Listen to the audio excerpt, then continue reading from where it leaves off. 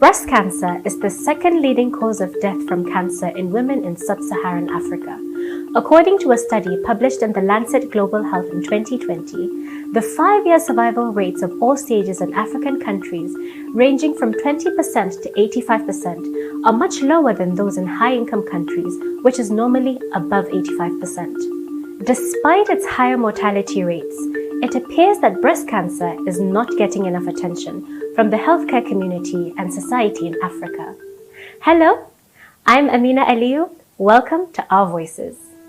October is Breast Cancer Awareness Month, and as you can probably see from my pink outfit, we are dedicating this week's show to bring more attention to the evolving epidemic and provide more information and resources to survivors and their families.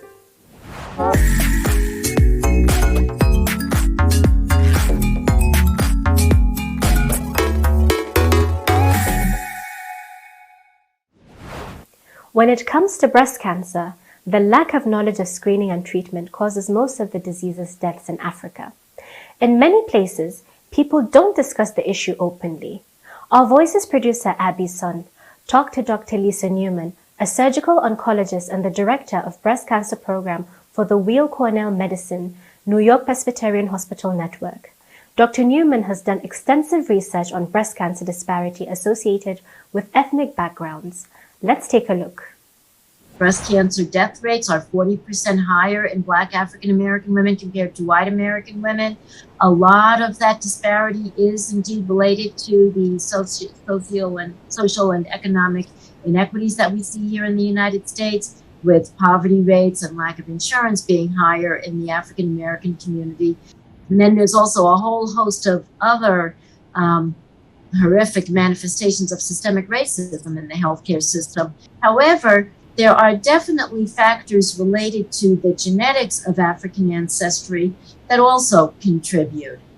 And the fact that African American women are twice as likely to have a biologically aggressive form of breast cancer known as triple-negative breast cancer is one example of how genetics contribute to these disparities.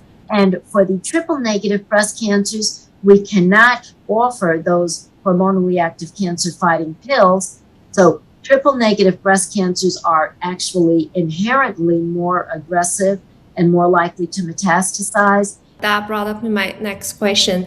You and your team member developed this new field of research named oncologic anthropology. Would you tell us more about this? Yeah. As we continue to explore the connections between African ancestry and risk of triple-negative breast cancer, our research team evolved to become this very large international group. And our team based here in the United States has research partners in different regions of Africa. Our oldest partners are located in Ghana at the Comfort Teaching Hospital in Kumasi, Ghana. And then we also have research partners in Ethiopia, the St. Paul's Hospital with Millennium Medical College in Addis Ababa, Ethiopia. Now, interestingly, the frequency of triple-negative breast cancers is very, very high among the Ghanaian breast cancer patients that we've been seeing. The frequency of triple-negative breast cancers among the Ethiopian patients located in East Africa that we've been looking at is only about 15%, so it's also quite low. And then when you look at shared ancestry, it makes sense that we see these patterns because when you think back to the transatlantic slave trade from several hundred years ago, that slave trade brought the ancestors of contemporary Ghanaians on the western sub-Saharan coast of Africa across the ocean to serve as slaves in the colonies. And so as contemporary African Americans, we have a lot of shared ancestry with contemporary Ghanaians. The slave trade from East Africa, on the other hand, largely went further eastward to the Mideast and to Asia. So this is where the term oncologic anthropology comes into the picture. And currently we have honed in on a particular genetic marker associated with Western Sub-Saharan African ancestry, and it's a marker called the Duffy null allele. is a pattern that developed in the genetics of Western Sub-Saharan Africans several thousand years ago, because it's one of the variants that developed as a consequence of populations in that part of Africa having to survive malaria. And the Duffy null variant confers some resistance to malaria. As a consequence, nearly all Western Sub-Saharan Africans carry that variant. In East Africa, the history of malaria is quite different, because a lot of the mountainous areas of parts of East Africa and in Southern Africa don't support the mosquito life cycle, and the mosquito is the host for the malaria pathogen, of course. So you don't see the Duffy null variant expressed to the same degree in East Africa. You just mentioned your work in Ghana and Ethiopia. I think it was 2004 you first took the initiative and reached out to the hospital in Ghana. Now, many years passed, you traveled back so many times. Could you share with us what have been done? Sure, I'd love to. And I do want to emphasize that even though I've been stressing the fact that triple-negative breast cancer is biologically more aggressive, when it's caught early, triple-negative breast cancer does have an excellent survival rate. So it's extremely important for women to be mindful of breast health awareness, to get their mammograms regularly. If they notice a change in their breast, like a new lump or a bloody nipple discharge, change in the skin of the breast, please seek medical attention right away, because early detection makes a huge difference. And this is true even for triple-negative breast cancer. For our international collaborations, over the past many years that we've been working in different parts of Africa, we have seen improvements made in terms of women presenting with breast cancers at more treatable stages. And our partners in Africa have been absolutely phenomenal in terms of being able to work very aggressively with their African patient populations, despite being handicapped by having so few resources to work with. I had the opportunity to discuss ways in which African women can improve the outcome of breast cancer and close the wide disparity gap with Dr. Melissa Durand and Dr. Augustina Badu-Pepra, both are radiologists who have been working tirelessly with the NGO RAD-AID to bring technology and information to Ethiopia and now to Ghana. Melissa, I wanted to ask you about the work that you do in Ghana with improving the chances of African women to survive breast cancer. Can you shed a little bit of light on that? Sure. So I also work with an organization called RAD-AID, and RAD-AID is this nonprofit group that started, I think, in 2008, and they have a goal to provide medical imaging to lower resource countries around the world. So in 2019, they sent me to Ghana, which is where I met Dr. Augustina, and we just basically looked at some of the programs there and what they had and what kind of challenges they had. Our goal, is in Ghana and also in the US, is early detection, because that's what saves lives. And what we found is there are, a team of surgeons and radiologists and oncologists at the hospital in Kumasi. But a lot of the time, women are presenting at late stages. They're presenting when they already have a lump. So our goal is to improve education, maybe establish a screening program, but certainly also to help the physicians there be able to do biopsies with image guidance, so we can get to make diagnoses of smaller cancers at lower stages and hopefully then decrease the rate of dying from breast cancer. Augustina, what can you tell us about the structures that you already have in place right now to help these women? The prevalence of cancer here is quite high. The recent one is about 4.5%. That's the prevalence of breast cancer. So, and since they are already coming late because there's no screening program, we're trying to see how best we can get to them to bring them to the hospital. So in my hospital, we've set up this breast care center where anybody can walk in to be examined, and that's really helping. And then we keep on doing these educations and talk shows to encourage people come to the hospital to do the imaging. Melissa, what would be the best preventative measures before they get to that stage of having to have a mastectomy? In the US, the 5-year survival rate for localized breast cancer is like 99%. But in a country like Ghana, the 5-year survival rate can be as low as 25%, because women are waiting so long to get treatment and they don't have that screening program in place. I think breast cancer screening is definitely important. And then educating the physicians as well so that they can help educate their patients better. And that's part of this fellowship program that we're starting to collaborate on with Dr. Vadu Pepra and Rad Aid. Augustina, would you like to add anything to this particular line of question? I think the way forward is to get more organization and the government involved in a free screening program. With that, we can get people getting the diagnosis early, and we having people trained to specialize in breast imaging will also help in accurate and early diagnosis and appropriate management. Melissa, can you tell us more about the fellowship program? Sure. They started last year during COVID, so it was all virtual. And Rad Aid ran a program with Ethiopia with a series of lectures. And there were about 20 different lectures and case reviews on breast anatomy and physiology, screening and diagnostic mammography, how to find lesions, what to do with them.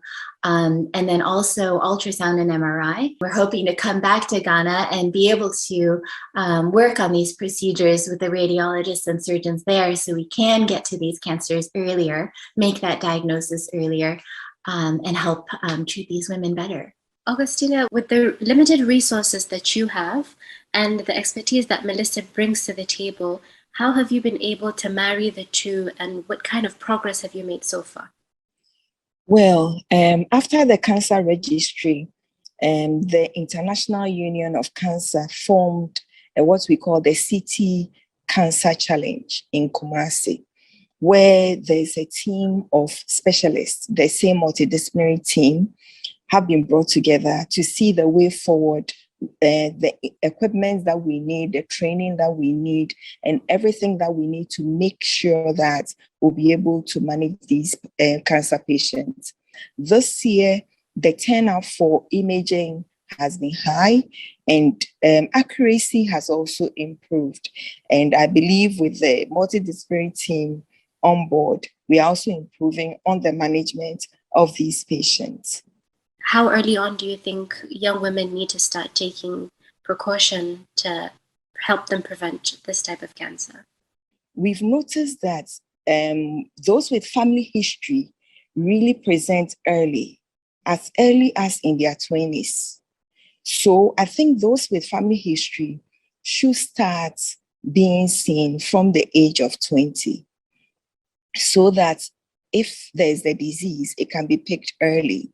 There was this health worker, she was about 25 with a family history of breast cancer, and she was worried that she will get one. And she woke up one day with a lump. And by the time we're through with evaluation and managing and all that, the cancer has really spread. And within a month, she was dying. And she died I think within maximum was 2 months that she died. So usually the disease is so fast if it's in the younger people, those with the hormone receptor triple negative cases, they present early. The disease is very aggressive and it kills them very fast and does not respond to anything. So I think it's better if such cases are screened earlier, maybe from 20 with physical examination and maybe an MRI. And from 30s or 35, we should be starting our annual screening, since our cancers are usually very early than in the Western world. It's time for a short break. What do you want to know about breast cancer? Does your country or region provide enough access to information and medical resources? Please share with us on social media. We are on Twitter, Facebook, and Instagram. Our handle is at VOA Our Voices. We are on WhatsApp too. Our number is on the screen. When we return, hairdressers in Nairobi are providing free wigs for female cancer patients after undergoing treatment. Is this improving their confidence? Stay with us. We're bringing women's voices to the conversation, and more than that, we're building a community of inclusion and empowerment. Here in Kinshasa, campaigns to raise awareness against the spread of coronavirus are common, but getting that information to people who have no access to water, electricity, or money can be a challenge. We are here at Kalerwe Market in Uganda, Kampala, where in this whole market, women are crying out for their situations to change. For women, it will be better for us. I think a big thing for me is just being able to say that when these protests are happening, does it turn around into policy? Our kids are raped every single day. This movement got the government to listen. It really was powerful because it showed what is possible when men and women band together and say enough is enough. It's not necessary anymore to climb on a car. I can be in any place to cheer with the people.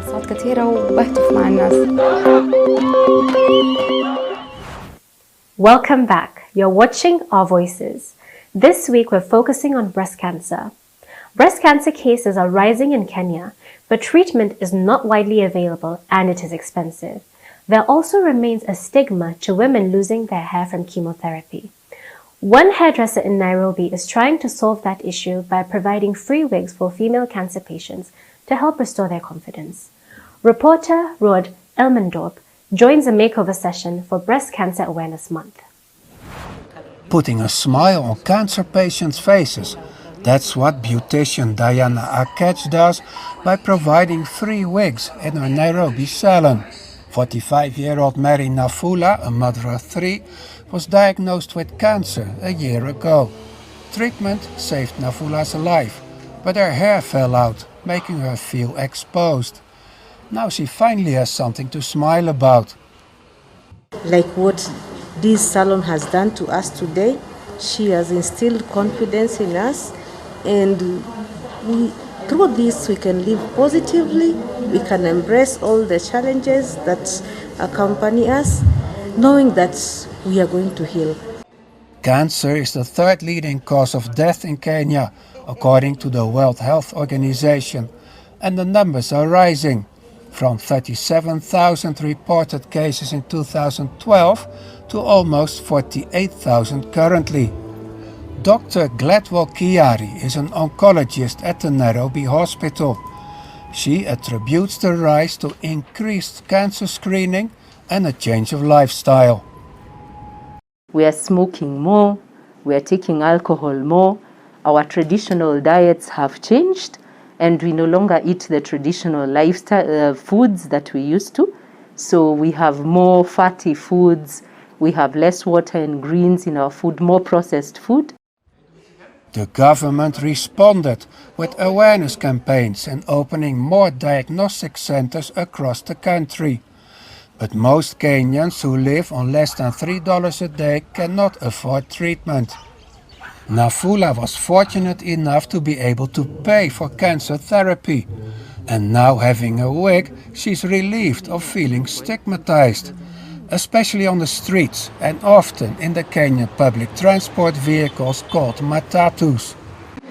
I was very sick, I couldn't walk, and the matatu guy was like, "You sick people, you're supposed to take in an ambulance. You should not enter the matatu because cancer can infect us." I felt so bad. Diana Akech started doing makeovers 5 years ago after a friend developed cancer. The friend lost her hair, but Akech gave her a wig.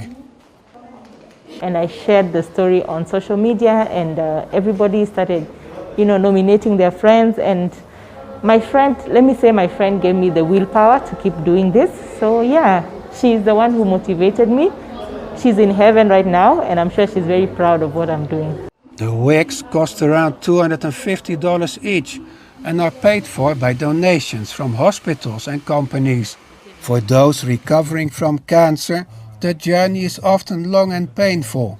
A wig can ease the pain and serve as a reminder that they are not alone. Ruud Elmendorp for WEWE News, Nairobi. In the past 2 years, most healthcare facilities have been focused on the coronavirus pandemic. How does that affect the medical routine of cancer patients? WEWE's Anita Powell spoke to a breast cancer survivor in South Africa who was trying to protect against both COVID-19 and a cancer recurrence.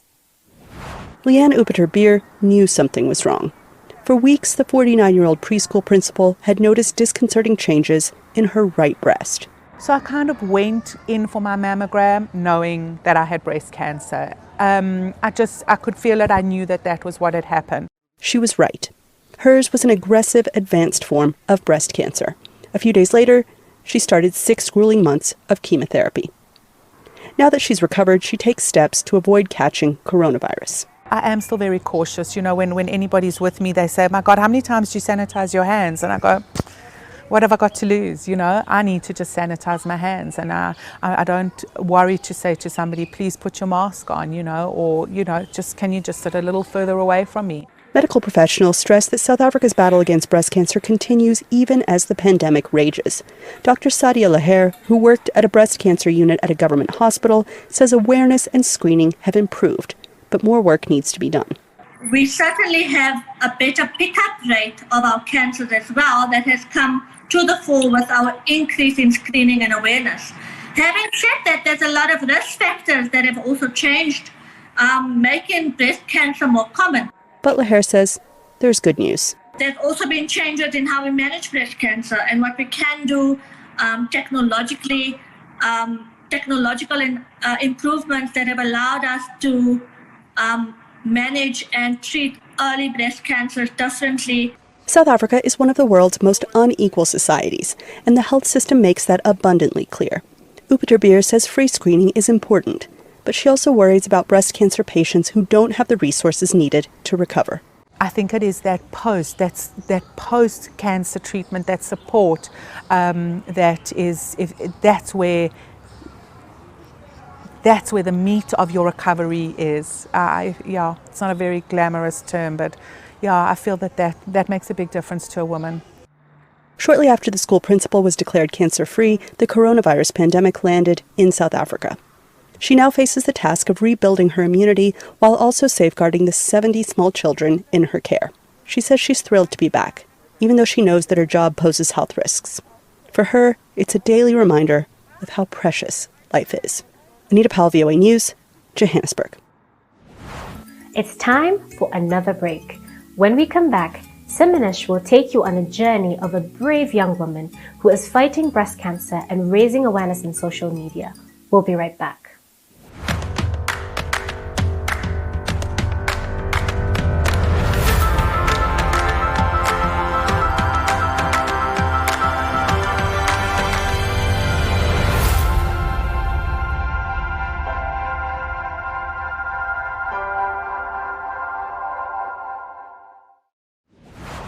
Welcome back. You're watching Our Voices. In 2020, there were 2.3 million women diagnosed with breast cancer and 685,000 deaths globally. Despite the brutality of this disease, there's no shortage of bravery in these women fighting it.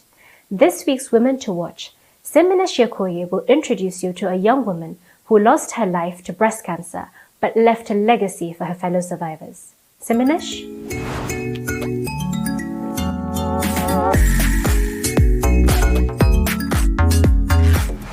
Hello everyone, this is Women to Watch segment. Ethiopian-born California girl Mahalet Girma found out she has breast cancer in 2017. Since then, she has been outspoken about her treatment, loss of hair, support group, and spiritual life by vlogging her journey to create awareness and encourage people. Although Mahalet lost her battle to cancer a few weeks ago, her vlogging still keeps creating awareness. WEWE's Eden Garamo has more details. As you see this man, you probably know the ending, you probably end what happened. And I'm not, recording this so you guys can, or anything like that. I am recording, so you guys are encouraged by the journey, no matter what we go through. This was the final message the 46-year-old Mahalet Girma sent via YouTube for her followers. It has been viewed over 500,000 times.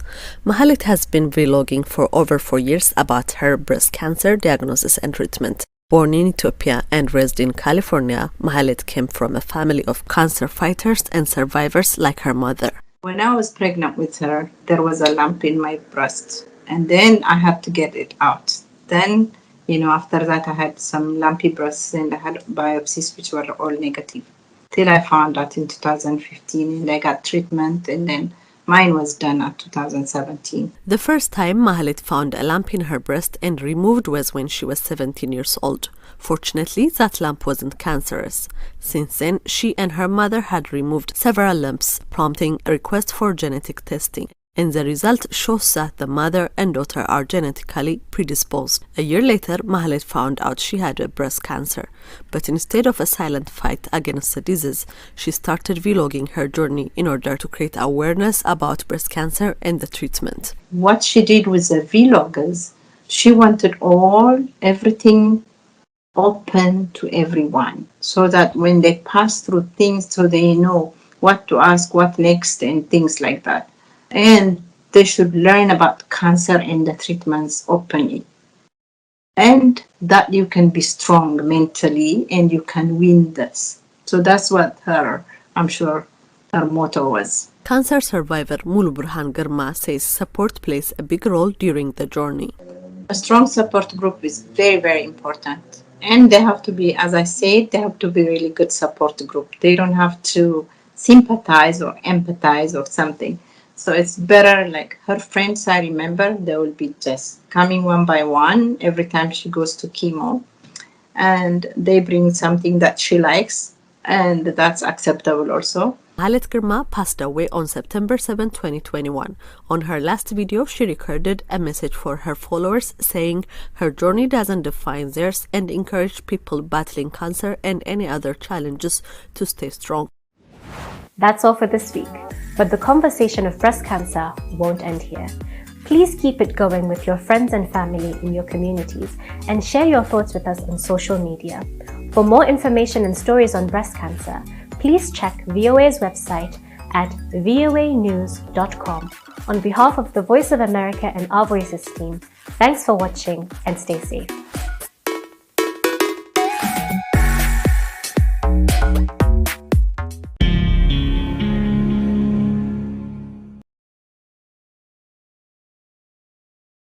Wizara ya Viwanda na Biashara kupitia Mamlaka ya Maendeleo ya Biashara Tanzania TanTrade inawataarifu umma wa Tanzania kuwa inaandaa maonyesho ya 6 ya bidhaa za viwanda vya Tanzania yatakayofanyika kuanzia tarehe 3 hadi 9 Disemba 2021. Maonyesho haya yatakayoenda sambamba na sherehe za miaka 60 ya uhuru wa Tanganyika yana kauli mbiu isemayo tumia bidhaa za Tanzania, jenga Tanzania, ikihamasisha Tanzania kutumia bidhaa bora zinazozalishwa na viwanda hapa nchini. Maonyesho haya yatafanyika kwenye uwanja wa maonyesho wa Mwalimu Nyerere Sabasaba. Kwa ushiriki au maelezo zaidi, tafadhali wasiliana nasi kupitia barua pepe sac@tantrade.go.tz, Instagram @tantradetz, Facebook TanTrade Tanzania na Twitter TanTrade page, au piga simu namba 0758 001021.